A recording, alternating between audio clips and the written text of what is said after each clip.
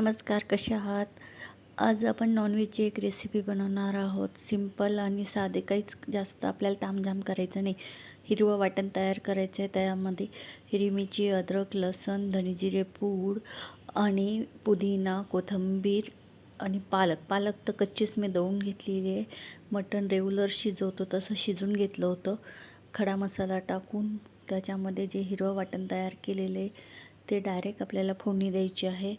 काहीच नाही, फक्त 5 ते 10 मिनटं त्याला थोडंसं शिजवून घेतल्यानंतर थोडंसं आपला गरम मसाला आणि चाट मसाला पण आवर्जून घाला. त्याची टेस्ट वेगळी येते, त्यामुळे फ्लेवर्समध्ये पण फरक पडतो. आणि त्यानंतर आपण जे मटण शिजवून ठेवलं होतं ते पण घालायचं. पालक बॉईल करायची नाही, कच्ची आहे तशी स्वच्छ धुवून त्याची प्युरी बनवून आपल्याला ती मटणामध्ये टाकायची आहे. या रेसिपीचं नाव आहे हरियाली मटण. कारण घरातले ज्यावेळेस खातील ना, तर हॉटेलची टेस्ट पण विसरून जातील. अशी आपण ही घरातच बनवणार आहोत.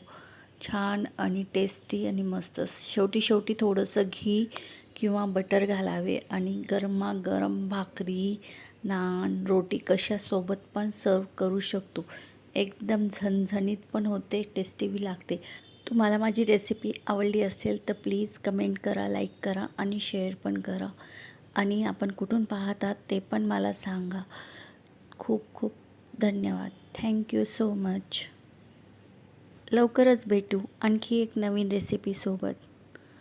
थँक्यू.